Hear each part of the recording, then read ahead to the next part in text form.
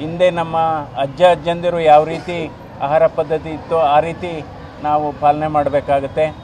ಅದಕ್ಕೋಸ್ಕರ ಈ ಕಾಯಿಲೆಗಳನ್ನು ಬರದಾಗೆ ನೋಡ್ಕೊಳ್ಳೋದು ಬಹಳ ಮುಖ್ಯ. Prevention is better then cure ಅಂತ ಹೇಳ್ತೀವಿ. ಅದಕ್ಕೆ ನಾವು ಹೇಳ್ತೇವೆ ಇಂಗ್ಲೀಷಲ್ಲಿ 6 Sನ ನಾವು ಅವಾಯ್ಡ್ ಮಾಡಬೇಕಂತೆ. 6 S ಯಾವುದು? Salt, stress, spirit, smoking, sedentary activity ಮತ್ತು ಶುಗರು. ಸೊ ಇಷ್ಟು ನಾವು ಅವಾಯ್ಡ್ ಮಾಡಿದರೆ ಅಥವಾ ರಿಸ್ಟ್ರಿಕ್ಟ್ ಮಾಡಿದರೆ ಆರೋಗ್ಯ ಚೆನ್ನಾಗಿಟ್ಕೋಬೋದು. ನಂತರ ಹೃದಯದ ಆರೋಗ್ಯವನ್ನು ನಾವು ಕಾಪಾಡ್ಕೋಬೇಕಾದ್ರೆ 5 ಅಂಶಗಳನ್ನು ಆದಷ್ಟು ಕಡಿಮೆ ಇಟ್ಕೋಬೇಕು.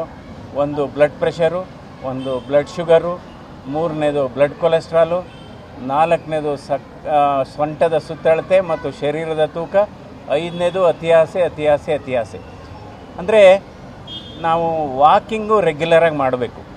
ವಾಕಿಂಗ್ ಅಂದರೆ ಬೆಳಗ್ನೊತ್ತೆ ಮಾಡಬೇಕು ಅಂತ ಇಲ್ಲ, ಮಧ್ಯಾಹ್ನ ಬೇಕಾದ್ರೆ ಮಾಡ್ಬೋದು, ಸಂಜೆ ಬೇಕಾದ್ರೆ ಮಾಡ್ಬೋದು. ಅಟ್ಲೀಸ್ಟ್ ಪ್ರತಿದಿನ 45ರಿಂದ 50 ನಿಮಿಷ ವಾಕಿಂಗ್ ಮಾಡಿದರೆ ಅವರ ಆಯಸ್ಸು ಸುಮಾರು 10ರಿಂದ 12 ವರ್ಷ ಜಾಸ್ತಿ ಆಗುತ್ತೆ. ಸೊ ಹೀಗಾಗಿ ವಾಕಿಂಗು ಬಹಳ ಮುಖ್ಯವಾದದ್ದು. ಆಮೇಲೆ ಈ ಪರಿಸರದಲ್ಲಿ ಹಲವಾರು ಔಷಧ ಅಲ್ಲದ ಔಷಧಿಗಳಿದ್ದಾವೆ. ಅದನ್ನು ನಾವು ಪರಿಪಾಲನೆ ಮಾಡಬೇಕು.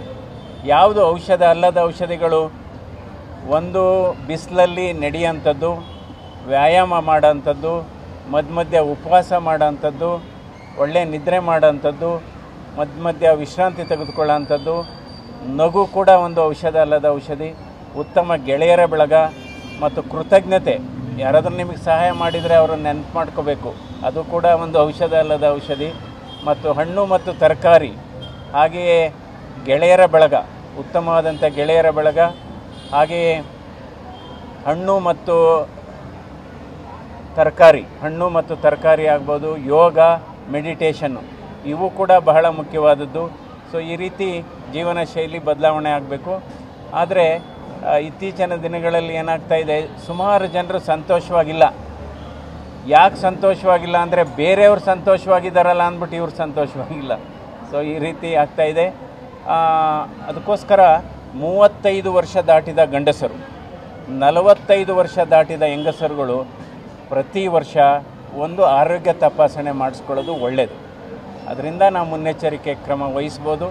ಸೊ ಹೀಗಾಗಿ ಇವತ್ತು ಈ ಆರೋಗ್ಯ ಶಿಬಿರ, ಇದು ಮಲ್ಟಿ ಸ್ಪೆಷಾಲಿಟಿ ಆರೋಗ್ಯ ಶಿಬಿರ, ಬಹಳ ಎಲ್ಲ ಕಡೆ ಮಾಡ್ತಾರೆ ಆರೋಗ್ಯ ಶಿಬಿರ, ಆದರೆ ಇದು ಮಲ್ಟಿ ಸ್ಪೆಷಾಲಿಟಿ ಆರೋಗ್ಯ ಶಿಬಿರ ಆಗಿರೋದ್ರಿಂದ ಇದಕ್ಕೆ ಅಂದರೆ ತಲೆಯಿಂದ ಕಾಲುವರೆಗೆ ಎಲ್ಲ ಅಂಗಾಂಗಗಳನ್ನು ಇಲ್ಲಿ ಪರೀಕ್ಷೆ ಮಾಡತಕ್ಕಂಥ ಶಿಬಿರ ಆಗಿದೆ. ಇದು ತುಂಬ ಚೆನ್ನಾಗಾಗಿದೆ. ಇದರ ಆಯೋಜಕರನ್ನು ನಾನು ಅಭಿನಂದಿಸ್ತೇನೆ. ನಮಸ್ಕಾರ.